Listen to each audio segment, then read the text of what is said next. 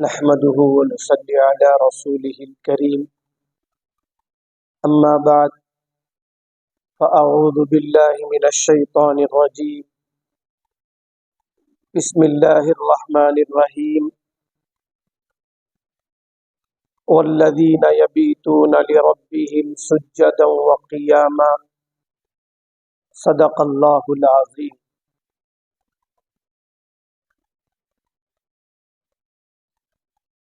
میرے محترم خواتین، اللہ تبارک و تعالی نے ہمیں ایمان کی سب سے بڑی نعمت عطا فرمایا۔ یہی وہ ایمان ہے جس پر اللہ تعالی کے وعدے ہیں۔ جنت میں جانے کے لیے ایمان والا ہونا ضروری ہے۔ بغیر ایمان کے آدمی کتنی ہی نیکیاں کر لے، اس کا صلہ تو دنیا میں اللہ پاک دے دیں گے، لیکن جنت ایمان کی شرط پر دیں گے۔ اور یہ ایمان بڑھتا بھی ہے اور گھٹتا بھی ہے۔ اس ایمان کو بڑھانے کے لیے ضروری ہے ایمان کی باتوں کو بار بار سنا جائے۔ جتنی مرتبہ ہم ایمان کی باتوں کو سنتے جائیں گے، اتنا ہمارا ایمان مضبوط سے مضبوط ہوتا جائے گا۔ جب ایمان مضبوط ہو جاتا ہے تو اعمال کا کرنا آسان ہو جاتا ہے۔ اللہ تعالی ایمان والوں کی صفت کو قرآن میں بیان کرتے ہیں، والذین یبیتون لربہم سجدا وقیاما۔ ایمان والے جو راتوں کو گزارتے ہیں تو وہ سجدہ کرتے ہیں، راتوں میں قیام کرتے ہیں، یعنی وہ رات میں بھی اللہ کو راضی کرنے کے لیے نماز کا اہتمام کرتے ہیں۔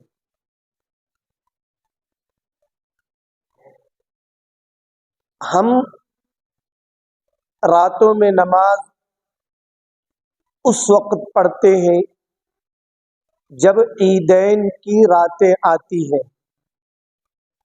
رمضان المبارک کی راتیں آتی ہیں، تو اس وقت ہم تھوڑی بہت راتوں کو جاگ کر عبادت کر لیتے ہیں۔ لیکن فرمایا جس کے دل میں مضبوط ایمان ہوتا ہے، اللہ کی شدید محبت ہوتی ہے، ان کی راتیں عام راتیں بھی رمضان کے راتوں کی طرح گزرتی ہیں۔ جس طرح ہم لوگ رمضان کی راتوں میں تہجد کا اہتمام کرتے ہیں، وہ لوگ ہر رات میں رات کے آخری حصے میں تہجد کا اہتمام کرتے ہیں۔ اللہ کا شکر ہے، اللہ کا کرم ہے کہ ہمارے سامنے شب برات جیسی مبارک رات آنے والی ہے۔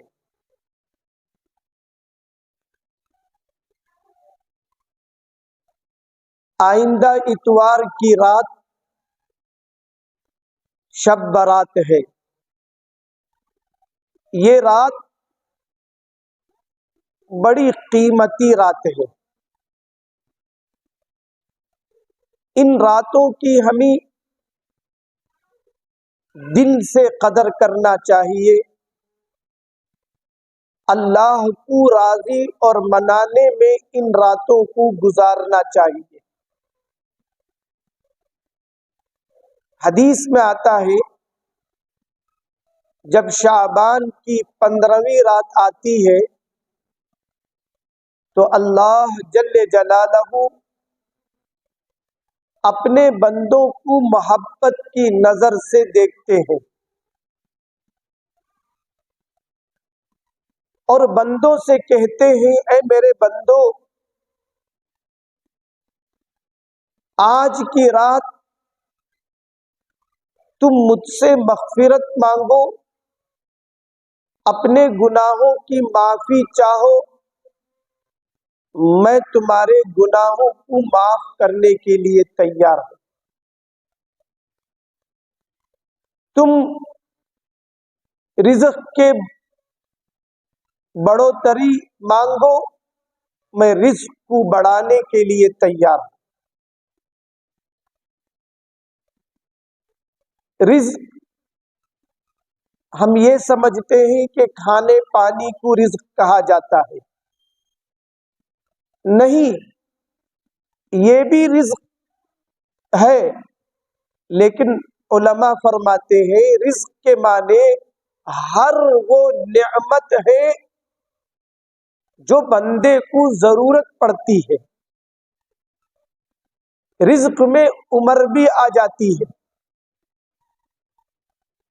شب برات میں اگر کوئی بندہ اللہ سے اپنی عمر کی بڑھوتری کی دعا مانگے تو اللہ تعالیٰ اس کی دعا کی برکت سے اس کی عمر کو بڑھائیں گے۔ اگر کوئی اپنا خواہش اللہ کے سامنے رکھتے ہیں تو اللہ تعالیٰ ان خواہشات کو بھی اگر وہ جائز ہو تو پوری فرمائے گی۔ اللہ کے نبی صلی اللہ علیہ وسلم بھی شب برات میں جاگ کر عبادت کیے ہیں۔ حدیث میں آتا ہے حضرت عائشہ رضی اللہ عنہا فرماتی ہیں جب شعبان کی 15ویں رات تھی، اللہ کے نبی صلی اللہ علیہ وسلم گھر میں داخل ہوئے، میرے بازو آرام کر رہے تھے، اچانک میری آنکھ کھلی تو میں نے دیکھا کہ اللہ کے نبی صلی اللہ علیہ وسلم بستر میں موجود نہیں۔ میں پریشان ہوئی، اللہ کے نبی صلی اللہ علیہ وسلم کو تلاش کرنے کے لیے رات کے اندھیرے میں نکلی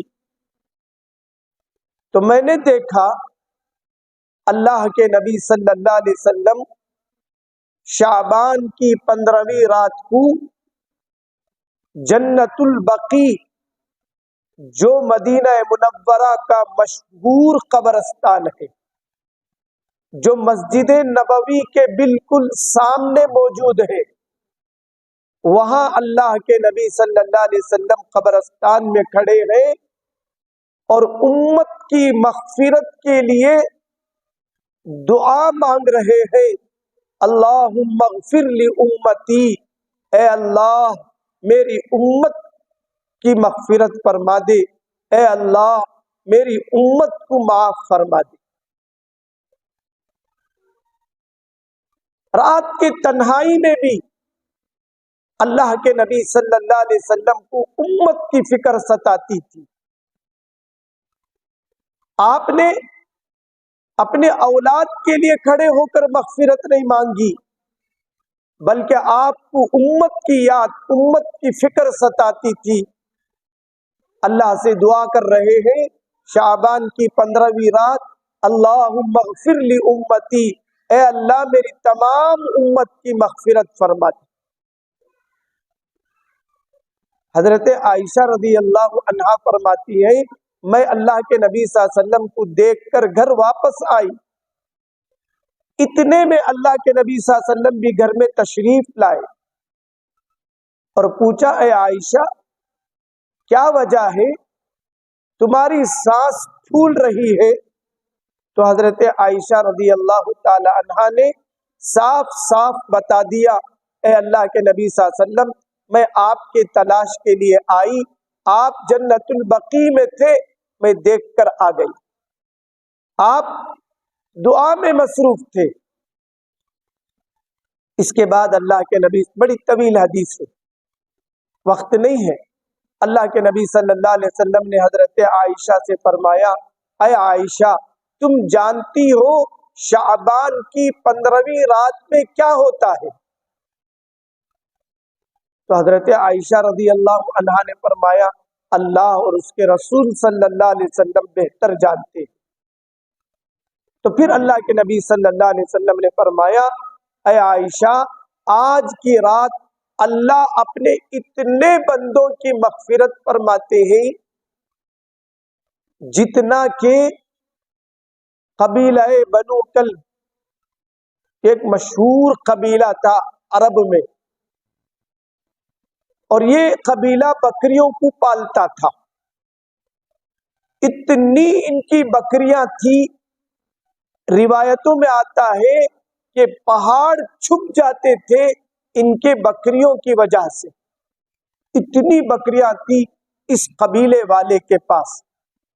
اللہ کے نبی صلی اللہ علیہ وسلم نے فرمایا قبیلہ بنو کلب کی بکریوں کے جسم پر جتنے بال ہیں اتنی مقدار میں اللہ پاک شعبان کی 15ویں رات کو بندوں کی مغفرت فرماتی۔ ظاہر بات ہے ایک بکری کے جسم پر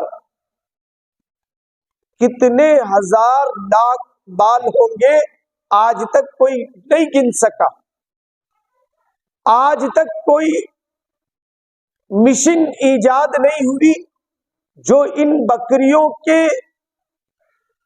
جسم کے بالوں کو گن سکے، کاؤنٹ کر سکے۔ جب ایک بکری کے جسم کے بال کو ہم نہیں گن سکتے ہیں تو وہ کتنی تعداد میں ہوگی؟ اللہ کے نبی صلی اللہ علیہ وسلم فرماتے ہیں اتنے لوگوں کی اللہ شعبان کی 15ویں رات کو مغفرت فرماتے ہیں۔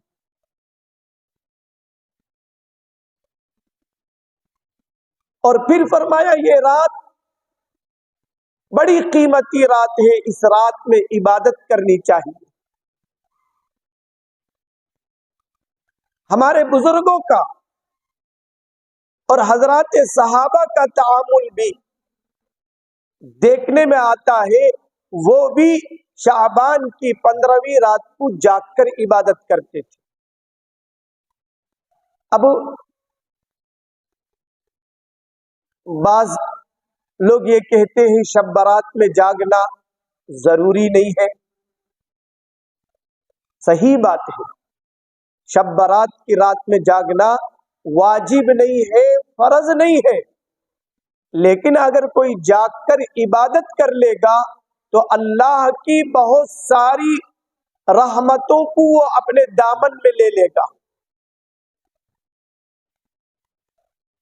شعبان کی 15ویں رات پوری رات جاگنا ضروری نہیں ہے، اگر تم جاگنے کی طاقت رکھتے ہو تو خوب جاگ کر عبادت کرو۔ نہ معلوم کتنوں کے لیے یہ شعبان کی 15ویں رات اپنی زندگی کی آخری رات ہوگی۔ گزشتہ 15 شعبان میں کتنے ہمارے رشتہ دار ہمارے بیچ موجود تھے، آج وہ انتقال کر گئے، قبروں میں پہنچ چکے، جن کے انتقال کا ہمیں گمان تک نہیں تھا، لیکن آج وہ قبروں میں پڑے ہوئے۔ خود مرنے والے کو یقین نہیں تھا کہ یہ میرا آخری شب برات ہے۔ حدیث میں آتا ہے، اللہ کے نبی صلی اللہ علیہ وسلم نے فرمایا، شعبان کی 15ویں رات کو اللہ ملک الموت کے ہاتھ میں ایک رجسٹر دیتے ہیں، ایک صحیفہ دیتے ہیں۔ اس صحیفے میں اس شعبان کی 15ویں رات سے آئندہ شعبان کی 15ویں رات تک جتنے لوگ انتقال کریں گے ان کا نام اس صحیفے میں لکھا ہوتا ہے، اور اللہ ملک الموت سے فرماتے ہیں، ان صحیفے میں جن جن بندوں اور بندیوں کے نام لکھے گئے ہیں، اس سال ان کا وقت آنے پر تمہاری ذمہ داری ہے تم ان کی روح کو قبض کرو۔ معلوم نہیں 15 شعبان کو جو رجسٹر اللہ ملک الموت کے حوالے کریں گے اس میں ہماری زندگی لکھی ہوگی یا موت لکھی ہوگی۔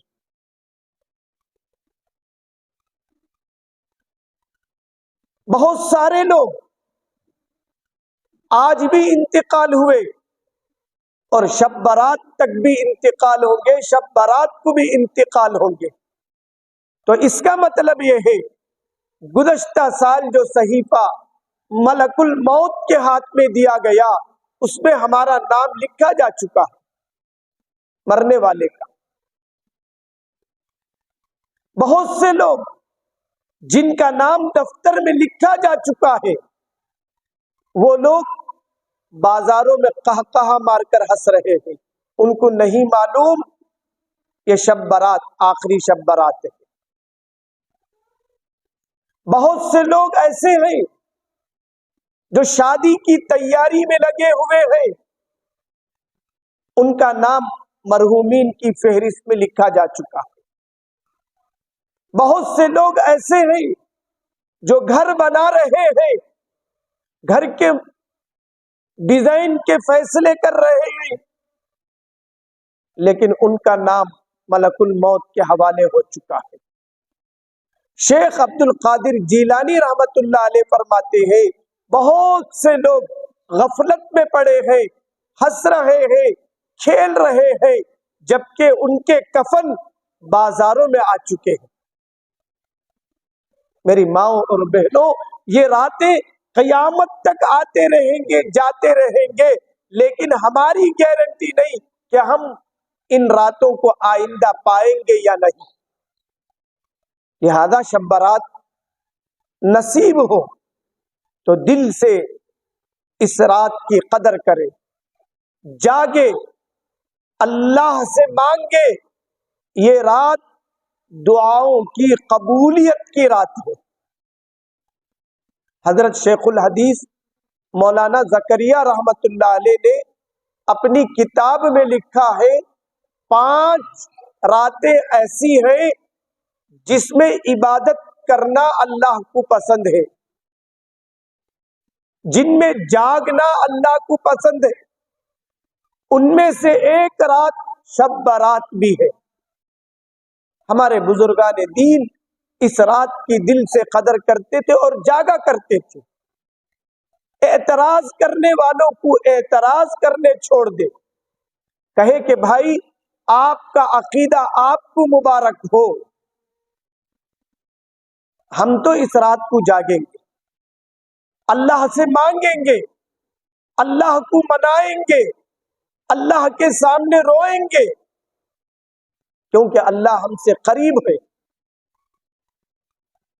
اور اللہ کے نبی صلی اللہ علیہ وسلم کے بارے میں آتا ہے، آپ شعبان کے مہینے میں کثرت سے روزہ رکھا کرتے تھے۔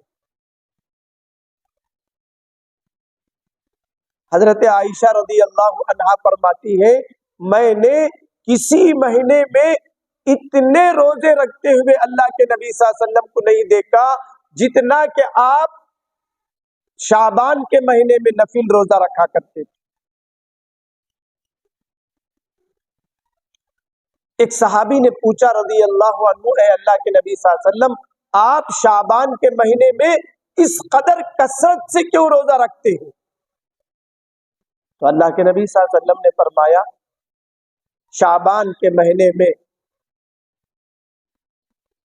بندوں کے اعمال اللہ کے سامنے پیش کیے جاتے ہیں، میرا جی چاہتا ہے میرا اعمال نامہ ایسی حالت میں اللہ کے سامنے پیش کیا جائے کہ میں روزے سے رہوں۔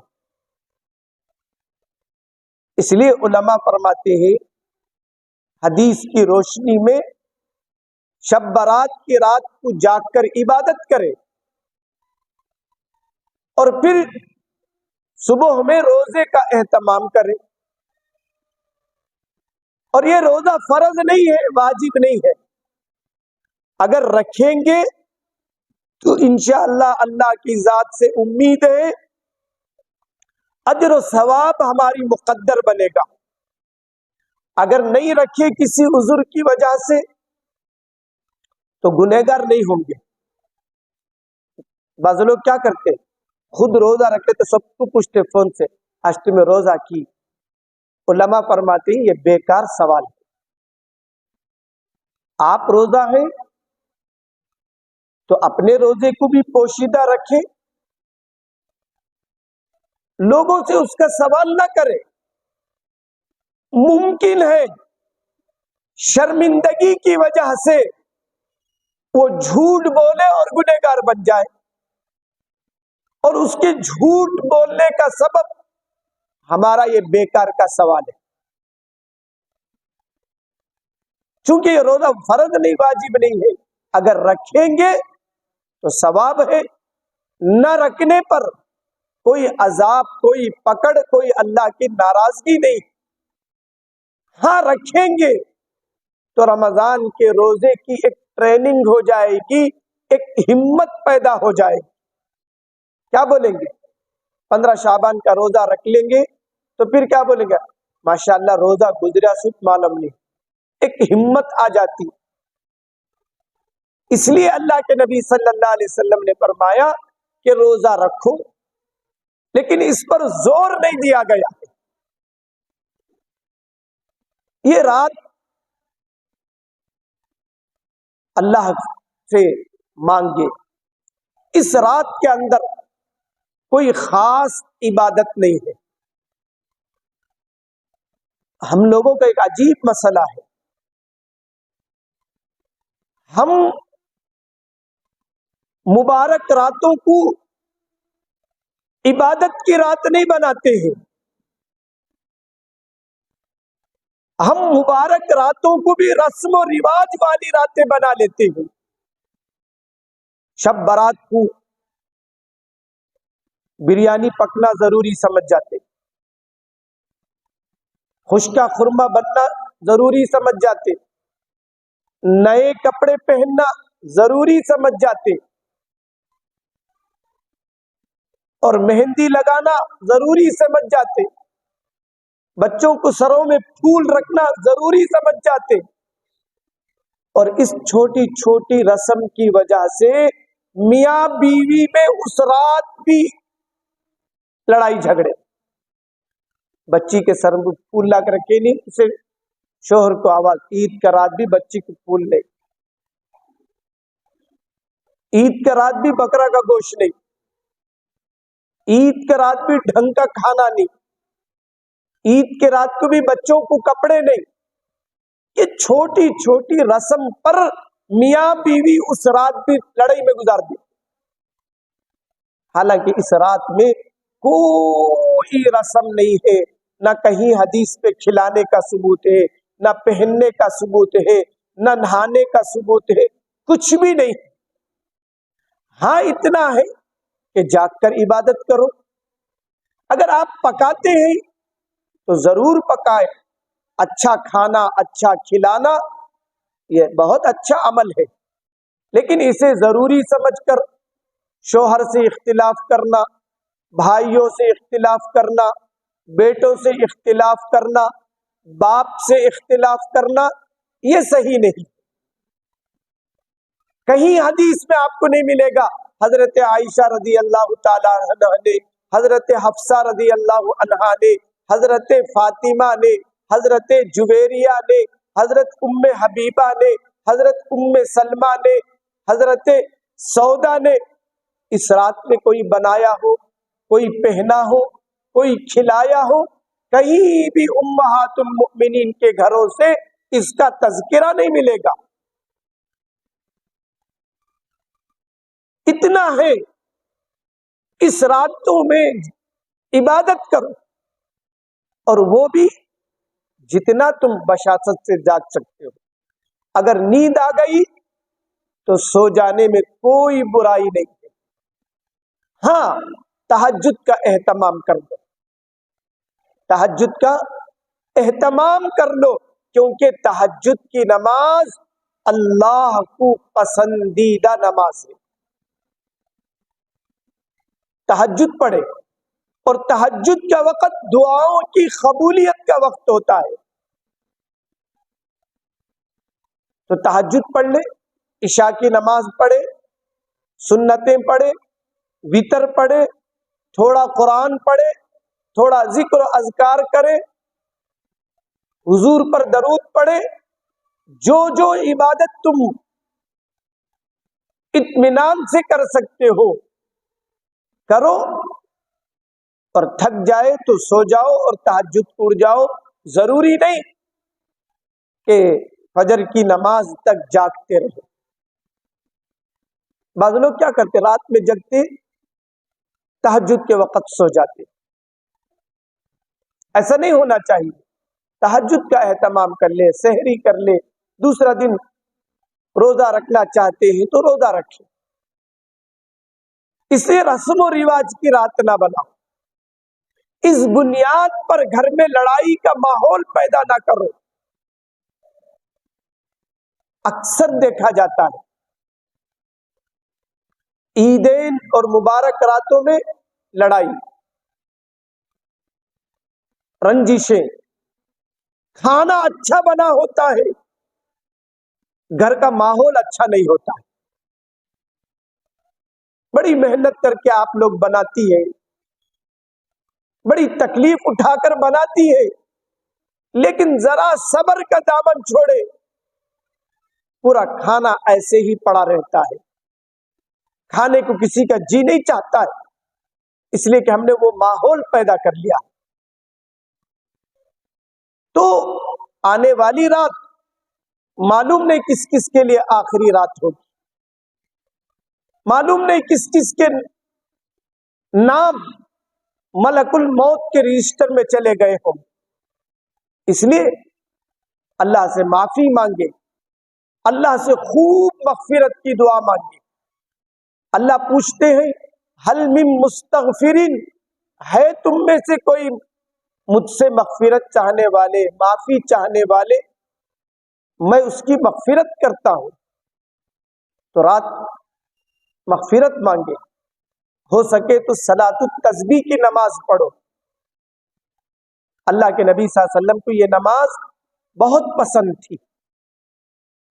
لوگ پوچھتے ہیں حضرت شب برات میں کیا عبادت کرنا؟ کوئی خاص عبادت شب برات کی حدیث میں نہیں، البتہ علماء فرماتے ہیں کہ رات جب جاگتے ہو تو اللہ کے نبی صلی اللہ علیہ وسلم کی ایک خواہش والی نماز جو صلاۃ التسبیح کہلاتی ہے، اس نماز کو پڑھ لو۔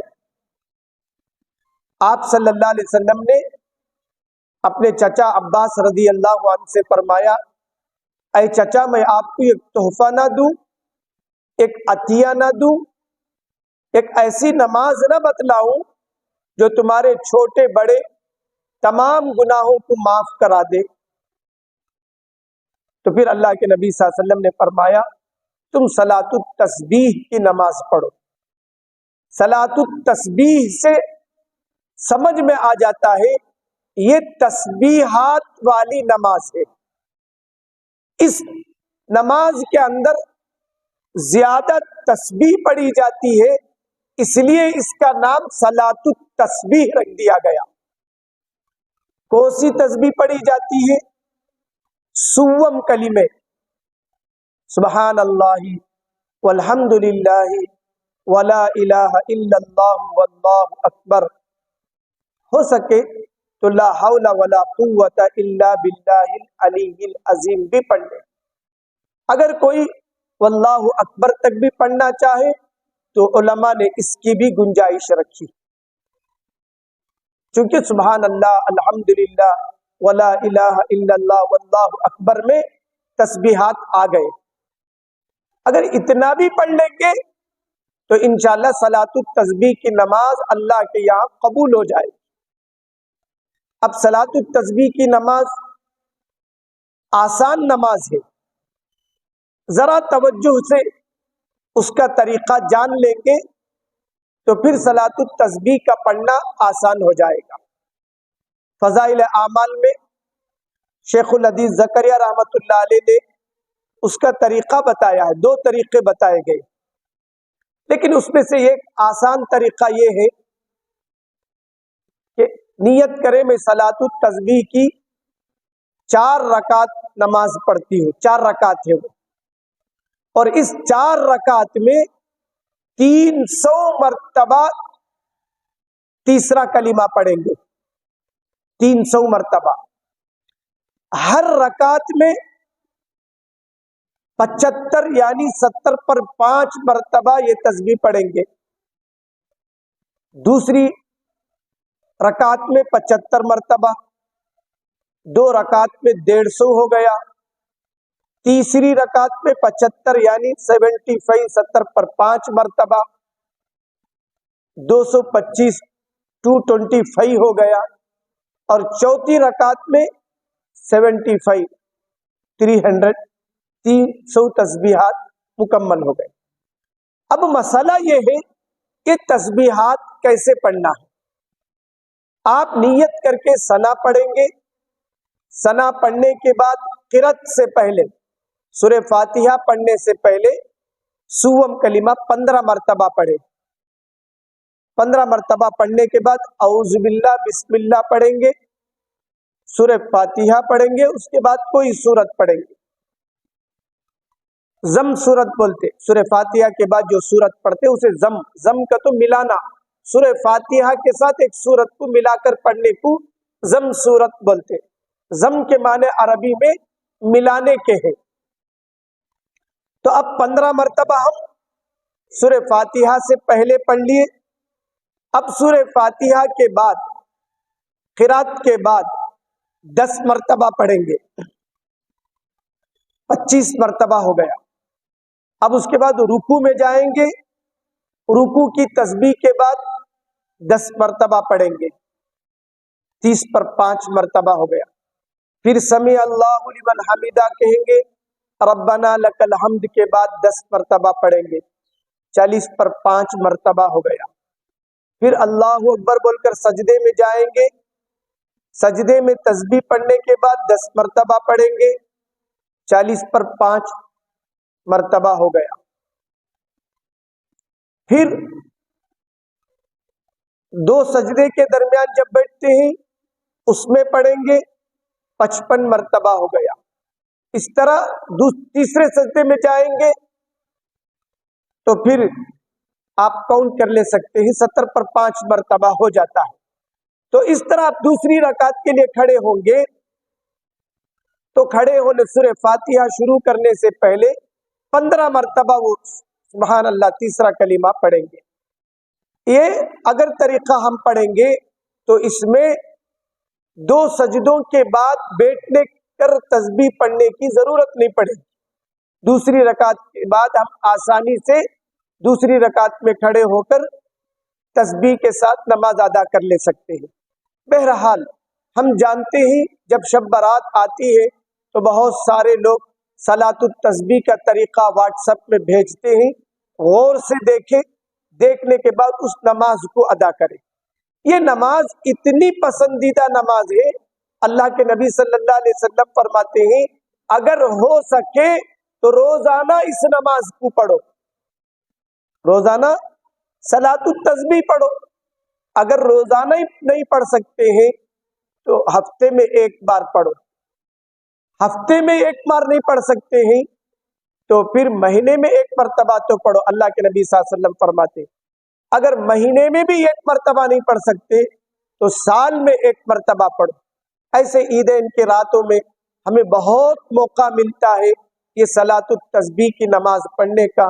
اللہ کے نبی صلی اللہ علیہ وسلم نے آگے فرمایا اگر کوئی سال میں ایک مرتبہ بھی نہیں پڑھ سکتا تو زندگی میں ایک مرتبہ تو صلاۃ التسبیح کی نماز کو پڑھ لیا کرو۔ اندازہ لگا سکتے ہیں اللہ کے نبی صلی اللہ علیہ وسلم کو یہ نماز کس قدر پسندیدہ ہے کہ آپ روزانہ کی ترغیب دیتے ہیں، پھر ہفتے کی ترغیب دیتے ہیں، پھر مہینے میں ایک بار کی ترغیب دیتے ہیں، پھر سال میں ایک بار کی ترغیب دیتے ہیں، آخری درجے میں فرماتے ہیں پوری زندگی میں ایک مرتبہ تو اس نماز کو پڑھ لیں۔ اللہ کے نبی صلی اللہ علیہ وسلم کو اس نماز سے کتنا تعلق نظر آتا ہے۔ ہمیں چاہیے کہ ان راتوں میں اس نماز کو پڑھنے والے بن جائے۔ معلوم نہیں پھر دوبارہ ہمیں موقع ملے گا یا نہیں، کیونکہ اللہ کے نبی صلی اللہ علیہ وسلم نے فرمایا دو چیزیں ایسی ہیں جس کے بارے میں لوگ غفلت میں پڑے ہیں۔ ایک چیز کیا ہے؟ ایک صحت ہے، دوسرا فرصت ہے۔ اب ہم نے اللہ نے صحت بھی دیا ہے، فرصت بھی دیا ہے، ہم کھڑے ہو کر نماز پڑھ سکتے ہیں، بیٹھ کر نماز پڑھ سکتے ہیں، نہیں لیٹ کر بھی نماز پڑھ سکتے ہیں۔ اتنی تو اللہ ہم لوگوں کو صحت دیا ہے، فرصت دیا ہے نماز پڑھ لے، ورنہ معلوم نہیں آگے چل کر ہمیں صحت نہ ملے، اللہ نہ کرے، اللہ نہ کرے، فرصت نہ ملے، پھر اس نماز سے محروم ہو جائیں گے، ان راتوں کی عبادت سے محروم ہو جائیں گے۔ اس لیے آنے والی رات بڑی قدر والی رات ہے، اس کی دل سے قدر کرے، خوب عبادت کرے، اپنے مسائل کو اللہ کے سامنے رکھے۔ اللہ تعالیٰ ان راتوں میں قبولیت کا وعدہ فرماتے ہیں، اللہ کی ذات سے کامل یقین کے ساتھ جو مانگے گا اللہ پاک اسے محروم نہ فرمائیں گے، اللہ تعالیٰ اسے وہ چیز ضرور عطا فرمائیں گے۔ تو اللہ کے نبی صلی اللہ علیہ وسلم نے فرمایا یہ رات وہ رات ہے جس میں اللہ تعالیٰ ملک الموت کے ہاتھ میں ایک دفتر دیتے ہیں۔